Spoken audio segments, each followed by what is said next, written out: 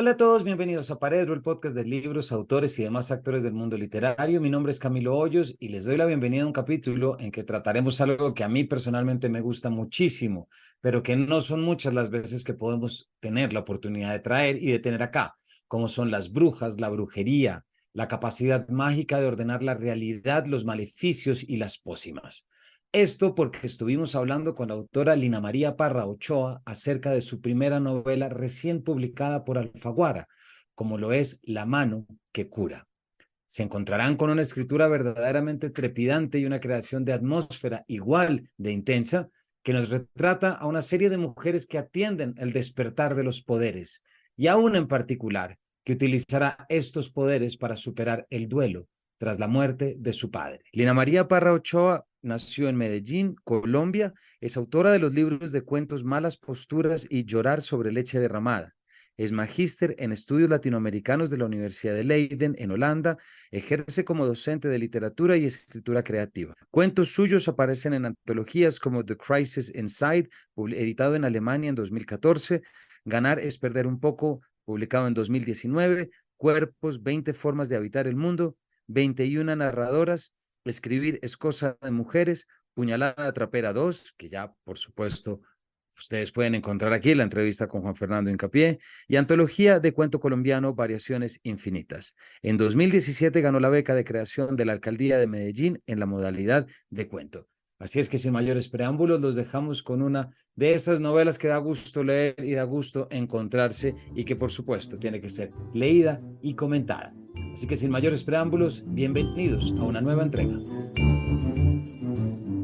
Lina, en primer lugar, bienvenida a Paredro. Hola Camilo, muchas gracias por la invitación. No, gracias a ti por acompañarnos para que hablemos sobre tu primera novela, La mano que cura, publicada por Alfaguara. De hecho, ahoritica bueno, aquí tengo en septiembre del 2023. Sí, Y una novela que ya te decía ahorita que a mí me encantó y que recomiendo muchísimo por su estructura, pero por muchas cosas que vamos a hablar ahorita, que es la convergencia de dos mundos, lo letrado y lo mágico, o lo escrito y lo oral, y una cantidad de pócimas y de maleficios que después te va a preguntar de dónde salió todo eso. Antes de eso, quisiera preguntarte, Lina, siempre me gusta arrancar por ahí. ¿Por qué no nos cuentas un poco cómo surge esta novela? Tú ya tenías dos libros de cuentos en el 18 y en el 20, Malas Posturas y Llorar sobre leche derramada. Incursionas ahorita en la novela. ¿Por qué no nos cuentas un poquito cómo llegaste hasta acá? Es decir, ¿en qué momento escoges la novela y cómo es que se construye esta novela en particular? Que además la personaje tiene tu nombre. ve, a mí me hacen mucho esa pregunta. Creo que cuando uno escribe cuentos y luego escribe una novela, siempre es como, bueno, ¿y por qué pasaste? Y yo le hago un poco de repulsa a esa pregunta cuando la hacen desde la perspectiva de que escribir una novela es como graduarse, ¿cierto? Como si escribir cuentos fuera algo más pequeño, más fácil y ahora entonces ya, escribiste una novela. Pero lo que yo siento no fue que yo decidí escribir una novela, sino que esa historia que yo quería contar se me empezó a salir y a crecer y a crecer. Y entonces dije, no, pues me tocó escribir una novela. O sea, como que me está pidiendo la misma historia. Eso suena un poco todo esotérico, pero así también a veces es el asunto, creo que de crear, pues uno le puede meter mucha cabeza, pero también hay cosas que se le aparecen a uno. Cuando yo escribí Malas Posturas, que es mi primer libro de cuentos, yo, una de las razones, o como de las pulsiones que yo tenía, era como atrapar en la literatura las historias con las que yo crecí, las historias de la infancia de mi mamá, de mis tías, las historias de mi familia, de mi abuelo, porque yo tuve como dos personas en mi vida que me contaron muchas historias. Yo creo que agradezco mucho ese par de narradores. Mi papá, por un lado, me contaba incluso las historias que a él le habían contado de mi mamá, él me las contaba mejor a mí. Mi mamá me decía, yo no me acuerdo de nada. En cambio, mi papá era un gran narrador, pues es un gran narrador, y mi tía Afra también es una gran narradora de como de estas anécdotas familiares, entonces las volvían una cosa brutal y yo quería agarrar eso, pero, y esto como que ya lo he conversado un poco, no me interesa escribir unas memorias familiares ni una anécdota y ya. Y entonces me rondaba en la cabeza como yo qué hago con esto, o sea, yo qué hago con este lenguaje que de estas personas, cómo me hablan, las imágenes, yo dónde pongo esto, y de ahí salen malas posturas, de entender como que en un momento escribiendo uno de los primeros cuentos entendí como, es que yo lo que puedo hacer es coger estas cosas e inventarme otras, ¿cierto? Como ponerlas en un mundo inventado y simplemente usarlas como semillitas de algo más y ya tener la libertad que me da la ficción. No es que antes yo no escribiera ficción, claro, yo escribía, pero digamos que ahí fue como que entendí que podía usar esa materia prima, digamos, de estas historias familiares. Entonces ahí empieza como a gestarse esta idea como de una familia ficcional que se sigue desarrollando luego en Llorar sobre leche derramada, que es mi segundo libro de cuentos. Pero cuando yo escribo Malas Posturas, empiezo a hablar con mi mamá, le leo el libro y ella empieza a contarme más cosas, porque eso suele pasar. Cuando uno empieza a hablar de estas cosas, la gente se acuerda. Me empezó a contar cosas de su infancia y me empezó a hablar de una maestra que ella tenía en la escuela. Y esa imagen a mí me permitió como cuajar. En ese momento dije, esto fue. Yo tenía ese asunto por un lado de las anécdotas de esta niña que fue mi mamá en un pueblo, que fue una niña como medio desatada, medio salvaje. Tenía por otro lado esa curiosidad que también la saqué de la familia de mi mamá por el asunto de lo sobrenatural, de la brujería, de las supersticiones y que también yo he estudiado y he alimentado como esa curiosidad y tenía como otras cositas por ahí.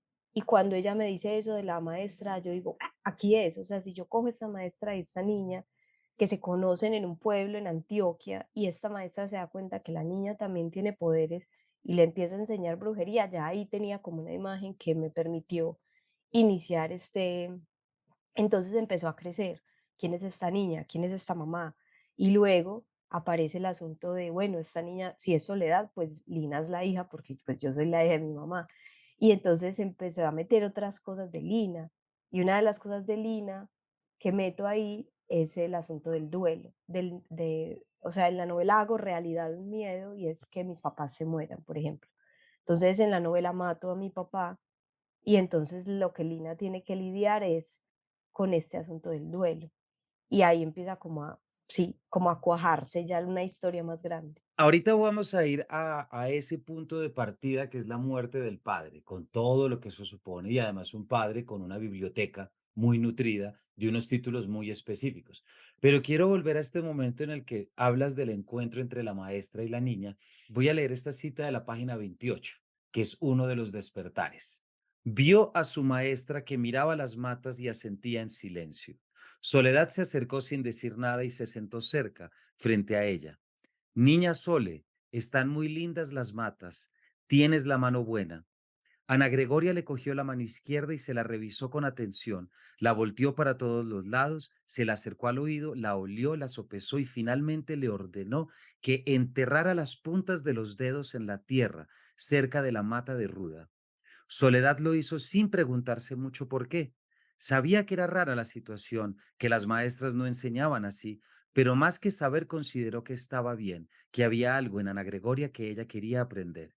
Enterró las puntas de sus dedos en la tierra y sintió un pequeño vibrar, como si la tierra reaccionara a su tacto, y vio cómo las hojitas alargadas de la ruda se movían un poco hacia arriba, sacudiéndose. No te preocupes, niña Sole, eso es que tienes los poderes. Que ahí ya es el segunda aparición en la novela, Lina, pero aquí ya hay una cosa que es muy potente que tú manejas en un sentido literal y metafórico, que es el despertar al poder y al autoconocimiento. ¿Por qué no nos cuentas un poquito de eso? A ver, yo cuando lo pones así en palabras de autoconocimiento, esto suena como todo, no sé, como todo espiritual y como todo que llegaste a una verdad superior, perdón. Yo no lo estaba pensando tanto así. Una de las libertades que yo como que me di en la novela es que quería que estas mujeres tuvieran poderes de verdad. Es decir, me agota un poco a veces cuando en la literatura hay ese tipo, digamos, de manifestaciones raras o fantásticas o algo que no se puede explicar del todo y se les hace como una lectura un poco racional, como no, es que es una metáfora de tal cosa, ¿cierto? no sé, como la lectura del corazón delator de Poe. No, de es que es la Pose. culpa. Y yo digo como, no, es un corazón que está latiendo porque, o sea, porque también me gusta, listo, sí, será la culpa del man, lo que sea, pero ¿por qué no puede ser un corazón que está latiendo de una persona que ya está de un cadáver vuelto nada? O sea, a mí me gusta que las cosas sean un poco literales también. Y quería hacer eso en la novela, quería que ellas tuvieran poderes reales, reales, que no fueran metáfora de absolutamente nada, ni del empoderamiento, ni de la nada. O sea, esas señoras tienen poderes.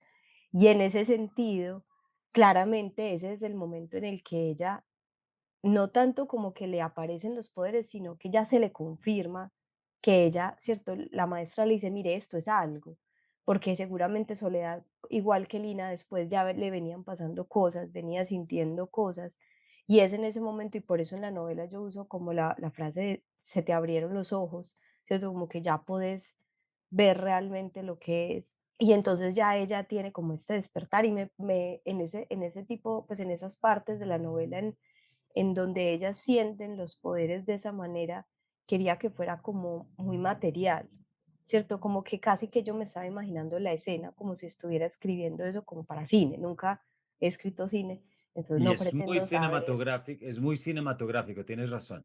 No, yo no pretendo saber cómo se escribe cine, pero digamos que yo me estaba imaginando eso, o sea, yo, bueno, entonces ya mete la mano, entonces tal cosa, y estaba viendo como toda la imagen porque quería darle materialidad a esa sensación del poder de ellas con pues como esa conexión con la naturaleza, ¿cierto? Que yo está bien y me parece brutal que luego esto salga al mundo y la gente lo lea de un montón de maneras como claro, la conexión de lo femenino con la naturaleza, guay, el autoconocimiento de las potencialidades que uno tiene adentro. También puede servir como pensarlo de esta manera, pero sobre todo para mí es importante, pues en algún lado dejar en claro que son poderes reales, pues que ellas pueden meter la mano en la tierra y hacer que crezca una mata y eso y me gusta que esa sea la explicación, ¿cierto? Que no haya como un más allá, ¿no? Es eso, porque sí, no sé, como que a veces me agota mucho que la imaginación y la fantasía en la literatura sea una metáfora de algo más. No, yo quiero que las cosas sean lo que son y listo. No sé si eso responde a tu pregunta. No, y yo estoy completamente de acuerdo, porque si algo queda claro es que estos poderes son reales y ocurren del lado de acá. ¿Sí me explico? Porque ahorita vamos a hablar un poquito de lo que supone ese contraste entre meter la mano en la tierra con la biblioteca, porque es que me parece que la biblioteca es tan real, esos libros son tan reales como el poder que luego va a manifestar Sole de llenarle los ojos de arena a alguien. Esa arena es de verdad y eso ocurre y yo creo que esa parte se entiende muy bien. Y así también se entiende otro momento que, y ya entramos aquí en un personaje que es fascinante, que es Ana Gregoria. Y cuando hablo también de ese autoconocimiento, me es imposible no mencionarlo en el sentido en el que hay una especie de transmisión de poderes o de tomar el testigo, como se dice, no vamos a decirlo, de ser portadora y dueña del secreto, ¿cierto? No voy a decir dónde dice eso para que los oyentes vayan a buscarlo, pero sí hay algo de transmisión y de recibir y de asumir, ahora me toca a mí y para eso me tengo que reconocer. Ana Gregoria sale la idea, tú ya nos lo acabas de decir, de la maestra de tu madre, pero ¿cómo empiezas a perfilar ese personaje? Hay unas páginas increíbles y es que si las me pongo a leerlas no terminamos. Están en la página 30 y 31, que es cuando Ana Gregoria le cuenta a Soledad, a la madre de Lina, y le dice, a ti por lo menos alguien te está ayudando. A mí, en cambio, me tocó sola aprender esto. ¿Cómo perfilas ese personaje? Porque me parece que es de una potencia increíble. Creo que como todos son, lo que yo hago es coger como cositas. Hace muchos años yo me encontré una noticia recortada en un libro viejo, en una librería acá de Medellín de libros de segunda que se llama Palinuro, que es una librería que quiero mucho. Es un recorte que es básicamente el recorte que está al inicio de la novela sobre una niña que se muere y 5 horas y después revive y hace predicciones. En la noticia original dice como que vio a la Virgen María y no sé qué cosas. Yo lo que hago es cambiarle lo que ella dice y lo que ella ve, pues ya para cogerlo para mí, Pero esa noticia a mí me quedó como sonando y yo de hecho saqué el recorte del libro y me lo llevé, por ahí lo tengo. Y después cuando mi mamá empieza a hablar de su maestra, también como que se me junta con este recorte y hay un asunto de Ana Gregoria y es que Ana Gregoria es una mujer negra, ¿cierto? Que llega a Antioquia, a una Antioquia montañosa, hiperracista también, en los 50, 60, y en este pueblo ella trabaja como maestra de escuela y pues se hace amiga de esta niña que es Soledad. Entonces digamos que al hacerla, pues al decidir que ella era una mujer negra un poco porque está inspirada en, en la maestra, digamos, de la vida real de mi mamá, quería entonces ponerla en un lugar que yo más o menos hubiera visto, ¿cierto? Como que no me atrevo pues a ir a narrar con demasiada propiedad cosas que no conozco, pero la puse ahí como en el Golfo de Urabá y quería que ella estuviera, pues que ella hubiera crecido en este asunto también de la montaña y de la selva al lado del mar, pues que es un lugar que a mí me parece muy, muy precioso y muy duro también de habitar. Entonces, no sé, fui como juntando esas cosas, como que a mí me gustó demasiado el Golfo, yo quedé enamorada de esa zona y esta noticia y esta maestra y creo que eso es un asunto, es como una operación que sucede a veces sin que uno se dé cuenta cuando escribe. Es como que tengo estas cosas y de repente estoy escribiendo y digo, ve, va a coger esto y va a coger esto y lo junto y empiezo como a imaginarme este personaje que también está como lleno de personas y de mujeres que yo conocí, de profesoras, ¿cierto? Está hecho como de pedazos. em, Sobre todo este asunto como de la rigurosidad y el amor, ¿cierto? Porque el personaje de Soledad es una niña vengativa, violenta, un poco como desatada, que no sabe qué hacer como con su energía, no sé.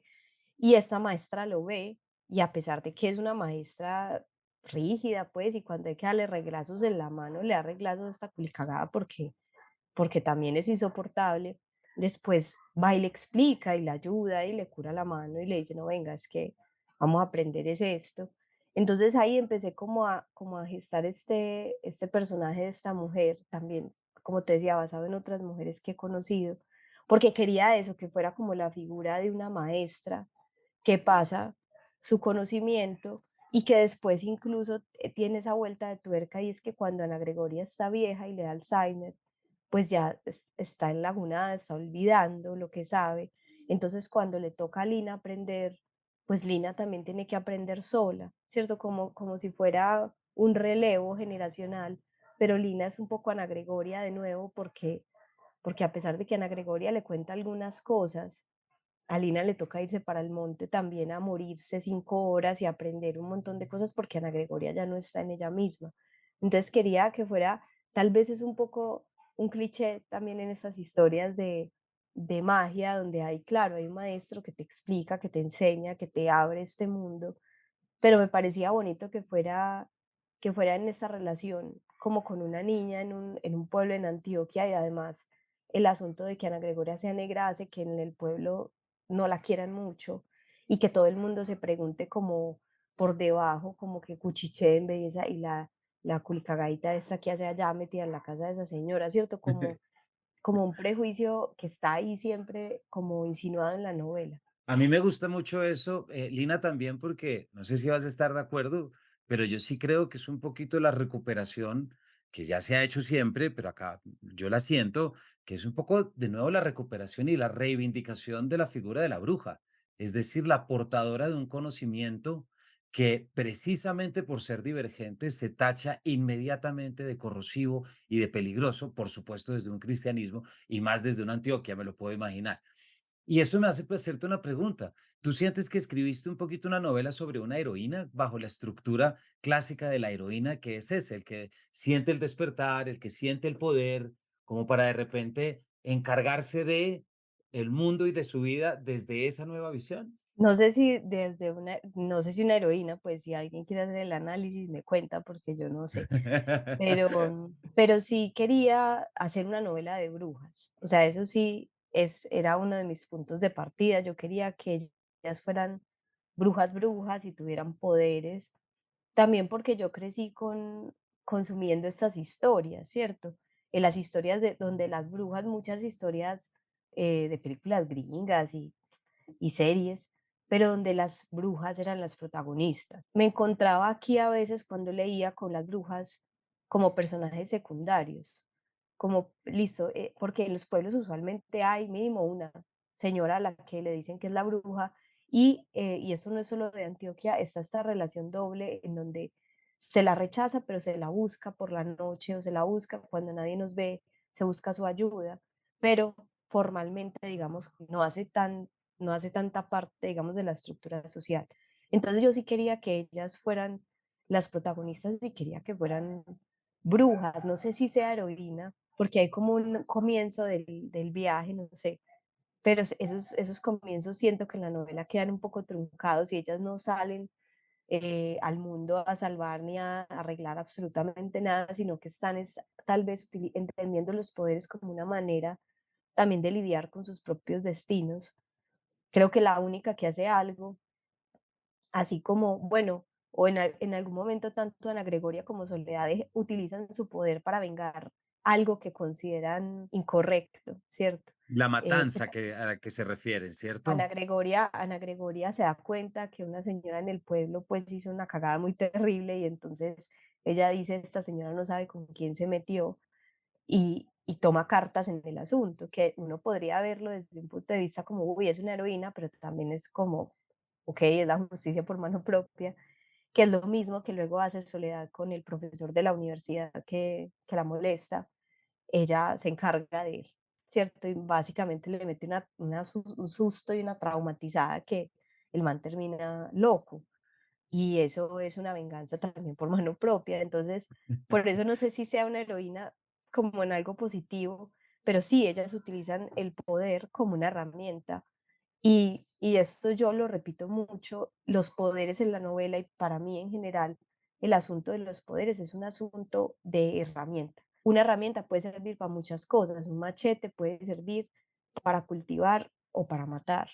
Y lo mismo, los poderes, depende de quién use la herramienta. Y entonces, claro, a veces, por ejemplo, Soledad, que es un poco más malvadita, a veces se le sale y utiliza los poderes para lo que ella se le dé la gana, y entonces ahí ya sería como lo opuesto a una Pero eso es heroína. muy bueno.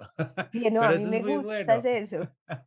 Pero eso es muy bueno porque también marca y tienes, o sea, cuando hablo también de heroína y tú lo acabas de decir bien, me refiero más como a la estructura, pero nada más fascinante que un personaje que está entendiendo este poder que tiene y que no sabe cómo hacerlo y que mete sus cagadas mientras va aprendiendo. Precisamente aquí tenía la parte en el que ocurre ese momentico, cuando le contó a Ana Gregoria sus pesadillas, esta le mostró el contenido de los atados que habían conseguido las dos esa noche. Yo también los sentí, niña Sole, le confesó su maestra, pero no quería asustarte.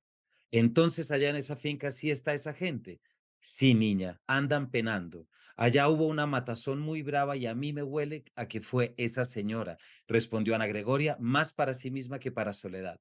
La doña esa me dijo mentiras, pero deje y verá que esto no se queda así. Frente a lo que dices de las brujas, Lina, a mí también me pasa una cosa y es que yo creo que yo entré en contacto con el pensamiento literario, digámoslo, cuando muy pequeño empecé a ver todas las historias de brujas en mi finca en el eje cafetero y de cómo capturarlas y de cómo saber si era una bruja y de qué pasa si las escuchabas pasando con una escoba, todos los temas, absolutamente todo. Y eso es entrar en un mundo simultáneo.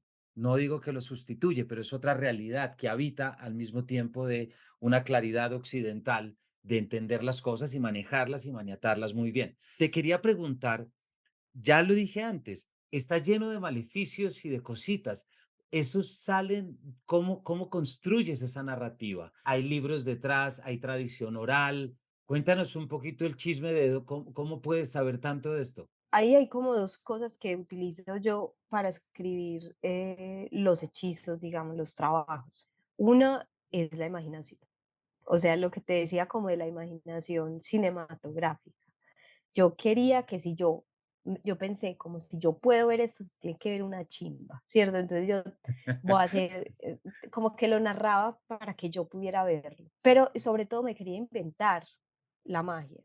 Me Ah, quería ok. dar esa libertad, ¿cierto? Yo siempre tuve claro que yo no quería como hacer una investigación y entonces poner esos resultados de la investigación en una novela, porque también, precisamente porque sé del tema, sé que no hay una única manera de hacer brujería.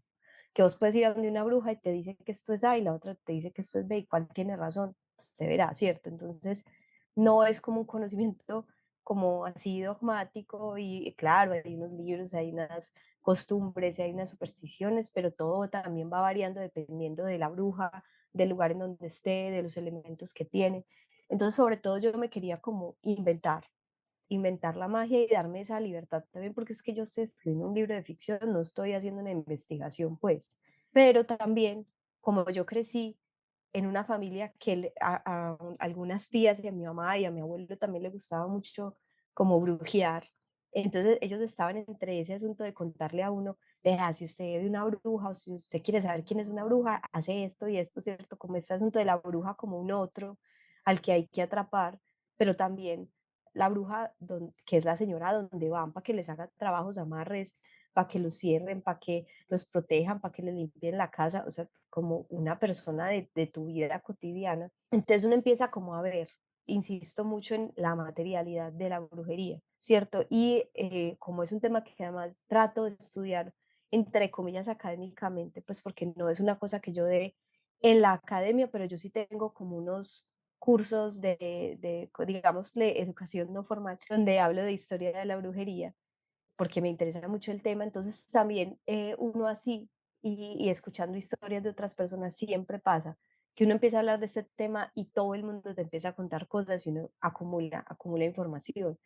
Desde ahí, de todo eso sale como, sí, una especie de investigación no formal o sí, de informaciones de cositas de la realidad material de la brujería en nuestro país, que eso me interesaba mucho a mí ponerlo en la novela, que la magia, ¿cierto? El acto, el gesto mágico no fuera limpio como las brujas gringas, pues no todas las brujas gringas son así, pero digamos como Sabrina o Hechizada, que de repente hacen un movimiento con la mano, con la nariz y ahí está la cosa que necesitan, sino que yo quería que la brujería en mi novela se pareciera a la brujería que yo conozco, que es una brujería que yo insisto, es como de manos untadas de tierra. O sea, uno se tiene que ensuciar y tiene que Sí. sacrificar algo para recibir algo, ¿cierto? Entonces vos tenés que pues si esto es de toda Latinoamérica, pues tenés que matar animales, tenés que conseguir cosas que no son buenas de conseguir, ¿cierto? Como huesos de muertos o tierra de cementerio, o bueno, tenés que utilizar sangre, por ejemplo, la menstruación es muy valiosa. En la novela pongo un asunto de los bebés, ¿cierto? Como los fetos son importantes, eso es una cosa como terrible, pero es cierta. Entonces, digamos que esa materialidad la utilizo, como que cojo pedazos y sobre todo quería que se viera como esa ritualidad material y sucia. O sea, que para hacer un trabajo tenés que meterte a la cocina y matar una gallina y coger la uña de la gran vez, ponerla a hervir y raspar no sé qué, ¿cierto? Que es todo un trabajo duro, difícil. Por ejemplo, cuando Ana Gregoria y Soledad hacen el trabajo para que Soledad quede en embarazo, son varios días, no pueden hablar, están comiendo lo mínimo, ¿cierto? Hay un asunto ahí como medio del sacrificio también y todo tiene como una ritualidad material muy importante. Desde ahí sale un poco como de lo que he conocido, pero sobre todo de inventármelo, porque creo que siempre inventarse las cosas le da a uno como una amplitud, o por lo menos a mí pues me da como una amplitud narrativa que me parece más interesante. Y que así pues ya por joder, pero digo que ya me curo en salud de que nadie me puede llegar a decir que no, eso no es así. Y yo digo, no es que yo me lo inventé. A mí me gusta esto que dices porque de alguna forma es volver a lo crudo de la brujería, es decir, a lo primigenio, librado de sofisticaciones tipo Sabrina, exactamente, sino que sí hay una parte oscura y que hay que saber manejarla y que te guste o no, hay que ensuciarse las manos. Para Yo amo nuestra a Sabrina, audiencia, pues quiero decir. no, no, yo sé, pero lo tiene. Para nuestra audiencia, recuerden que La mano que cura de Lina María Parra la pueden conseguir a través de Busca Libre. la librería online más grande de Latinoamérica. Si piden el libro hoy, les llega mañana porque seguramente no se pueden perder un día más sin leer esta novela. Lina, cuando el personaje Lina está empezando a organizar la biblioteca de su padre, va a tomar un libro que es el Philosophiae Naturalis Principia Mathematica de Isaac Newton. En ese momento tiene la primera visión de Ana Gregoria. A mí me parece que es un episodio muy significativo porque es donde sí que se cruzan las dos formas de pensamiento que siempre hemos tenido y que escapamos de una, pero la visitamos en la noche, como tú acabas de decir, mientras que los libros siempre están expuestos. Eso sí nos parece muy bien. Y me parece que le da un giro muy interesante en el momento en el que el padre le dice a Lina, es que yo también soy mago. Entonces, ¿por qué no nos cuentas esta manera como lo llevas en la novela? Porque me parece que siempre es importante contrastar esas dos formas de entender el mundo. Sí, en la novela yo trato como de primero poner este aparente paralelo entre, pues, o contraste, pues, mejor, entre la brujería y la razón, que sería la ciencia, Exacto. ¿cierto? Que además eso no me lo estoy inventando yo, pues se traduce también entre lo femenino y lo masculino, entre lo occidental, lo no occidental y lo occidental. Bueno, hay un montón como de formas de entender ese contraste. Pero a mí lo que me interesaba era más bien jugar a lo otro, a un poco mostrar que son 2 caras, o que pueden ser 2 caras de la misma moneda. Es decir, pues, y esto es eso es hablar, pues, ya de descubrir el agua tibia, pero claro, pues, hace mucho tiempo, los estudios científicos estaban radicalmente ligados con estudios que ahora consideramos esotéricos, ¿cierto? Que uno esté diciendo que los grandes, no sé, las grandes mentes científicas de tal o cual época estaban estudiando alquimia, que ya sabemos que es como, no, ¿cierto? Que ya está, digamos, considerada esotérica o astrología u otras cosas que ya no están como dentro del canon de la ciencia y de la razón. Me parecía interesante eso, no porque yo crea o no en la astrología o que no, sino porque me gustaba mucho la figura de, o esa frase que me dijo mi papá cuando yo estaba chiquita de que Newton era el último gran mago, ¿cierto? Entonces como Qué que bonito. de ahí sale, y esto es a partir de un texto, yo tengo el texto por ahí, no me acuerdo quién fue el que lo escribió, pero es como un perfil biográfico de Newton y habla de eso, como de quién era Newton, no es este Newton científico que conocemos, sino este Newton raro que le encantaba como hacer un montón de otras cosas y que lo que menos le paraba bolas casi era a lo que, por lo que ahora lo conocemos, ¿cierto? Pero entonces me quedó como sonando esa frase del último gran mago, el último gran mago, y quería como contar un poco ese otro lado, ¿cierto? Porque como te decía ahora, en la novela aparecen personajes que ya han aparecido en los cuentos. Soledad ya ha aparecido, Iván también, Lina y Estefanía también, y son un poco el mismo personaje, no necesariamente el mismo, pero sí. Y hay un cuento en Malas Posturas que se llama Desdoblamientos, y es un cuento donde el protagonista es Iván, el papá de estas dos niñas, en un momento de su vida en el que está joven y su hija Estefanía apenas acaba de nacer, Lina está pequeña, él trabaja en la empresa y tiene un viaje a Japón y se empieza a desdoblar, pues como que se para y se ve a sí mismo ahí acostado. Y esto me gustaba porque es como, claro, este personaje del papá científico, racional, ingeniero, y de repente le pasa esta cosa que él no puede explicar, como si hubiera dentro de él también una pulsión de este asunto mágico, brujeril, pero que él no reconoce y que no persigue y que no explota, no sé. Y entonces yo quería como coger este asunto de que se me aparece este personaje de mi papá y que lo empiezo a gestar de esta manera y decir como, venga, es que esto es la misma, o sea, es la misma cosa, pero vista desde otro lado, pues y que esto no lo estoy diciendo solamente yo, pero me gustaba ponerlo como con estos guiños, en la novela se vuelve como un guiño. El asunto de Newton es un guiño a quien conozca a Newton y sepa de su vida y pues entenderá por qué. Después también quería, creo que no lo puse, pero también quería poner a Kepler, porque Kepler, mientras estaba haciendo todos estos descubrimientos astronómicos súper importantes, estaba tratando de sacar a la mamá de la cárcel porque se la habían acusado de bruja.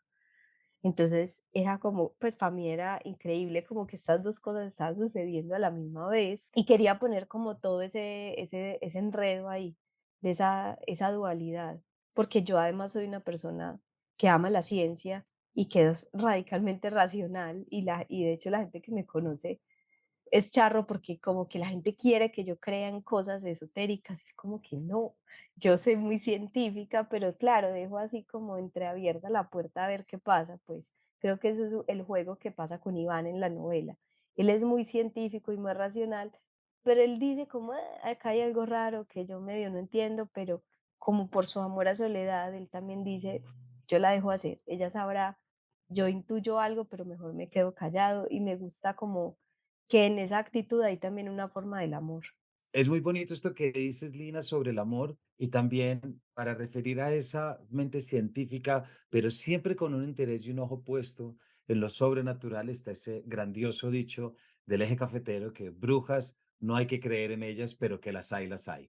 Es una forma, me parece, muy inteligente de resguardarse, pero al mismo tiempo saber, hay cosas allá afuera que no se pueden explicar. Y creo que es muy saludable, no es ingenuo, es muy saludable también asumir que hay cosas raras y que hay cosas y hay cuentos, a todos hemos tenido estos cuentos, siempre, ¿cierto? Yo tuve un amigo que le hicieron una cosa así como tú dices de menstruación en cementerio y por eso y encontraron un muñequito que tenía una aguja atravesada en el fémur y este amigo se cayó en una tarima y se rompió el fémur y no fue sino hasta 2 años después. Cosas que uno dice, "Hmm, no hay que creer en ellas, pero que las hay, las hay". Lina, se nos está acabando el tiempo, pero hay una cosa que me parece interesante que tú ya estabas diciendo ahorita y tiene que ver con el para qué de los poderes. Lina, cuando tiene los poderes y va a limpiar la casa, como ella lo dice, de esa cosa oscura, ¿nos hablas un poquito de ese para qué de la magia o para qué del saber alternativo divergente? Bueno, no sé si para qué. Yo creo que como todo es para nada. O sea, las cosas están, uno las sabe o las tiene y ya uno verá qué hace con ellas, ¿cierto? Creo que ese es el juego en la novela también. Lina descubre que tiene estos poderes gracias a, pues, o después de la muerte de su padre, aunque ella antes ya un poco lo intuía, pero no sabía cómo ponerle nombre a eso que le pasaba y a eso que ella podía hacer. Solamente es después que muere el papá que su mamá le cuenta, veas que yo tengo esos poderes, vea mi maestra también, búsquela para que ella le explique. Pero creo que los poderes son más bien como una herencia, medio una carga, ¿cierto? Como que he pensado mucho en los destinos ineludibles. Los poderes es eso, es a veces uno cree que va a hacer una cosa en la vida y uno tiene un plan y de repente llega algo y te lo parte y te dice, no, mija, es por allá, y eso es un poco lo que le pasa al personaje de Lina, los poderes le abren los ojos y es como cualquier cosa que vos pensaras que ibas a hacer, pues no, ya vos te tenés que concentrar es en esto, en aprender esto, en enfrentar este destino, porque si no lo enfrentas, te come viva, ¿cierto? Los poderes, ese es como el asunto, como ella es una niña que surge de un trabajo hecho por los poderes, entonces si ella no se entrega a ellos se la comen viva, pues. Entonces, ¿qué pasa con lo de la limpieza de la casa? Es un asunto como de lidiar con el duelo. Estas tres mujeres están lidiando con un duelo a través del silencio, de no hablar entre ellas y ese dolor se empieza a cuajar en la casa como una cosa real que las está como persiguiendo, que las está acechando, que es esta cosa oscura que se empieza a agarrar como de las paredes y de los rincones de la casa. Entonces ella usa, o sea, ellas entienden que tienen que usar los poderes para limpiar esa casa de ese dolor y un poco hacer las paces con el duelo de que el papá y el esposo ya no están. Pero más allá de eso, por ejemplo, después Lina ya se va para el monte y no sabemos, o sea, los poderes siguen siendo eso, una herramienta. ¿Para qué? Para lo que en ese momento yo crea que es necesario. Puede que en ese momento para Lina hacer el duelo fuera necesario, pero quién sabe si después los use para otra cosa menos chévere, ¿cierto? O sea, como que sigue siendo, y a mí me gusta ese eso, me gusta que los personajes no sean buenos y que la cosa no termine como, bueno, ya hicimos las paces, sino que los poderes es simplemente como cualquier otra capacidad, es como la gente que tiene plata. Hay gente que usa la plata para cosas muy bacanas y hay gente que la usa para cosas muy terribles. ¿Para qué es la plata? Para nada, para lo que uno quiera, pues. Lina, se nos acabó el tiempo, pero muchas gracias por haber estado acá para nuestra audiencia. Pues ya saben, La mano que cura de Lina María Parra, una novela que tiene brujas, maleficios, amor también, por supuesto, y eso es muy importante, naturaleza, hormigas, dedos de muerto. Si les interesa esto, creo que no hay mejor lectura de diciembre para regalar o para tener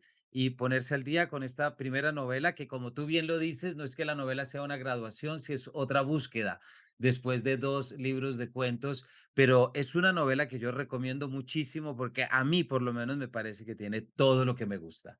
Brujería, estructura, estilo y una escritura completamente que lo atrapa a uno y lo mete en los personajes. Así que, Lina, muchísimas gracias por habernos acompañado. Muchas gracias, Camilo. Estuvo muy buena esta conversa. Buenísima. Recuerden que La mano que cura lo puede pedir por Busca Libre y les llega mañana, porque las novelas buenas hay que leerlas de inmediato. Y así terminamos y nos vemos en una próxima edición de Paredro. Muchas gracias y que estén todos muy bien.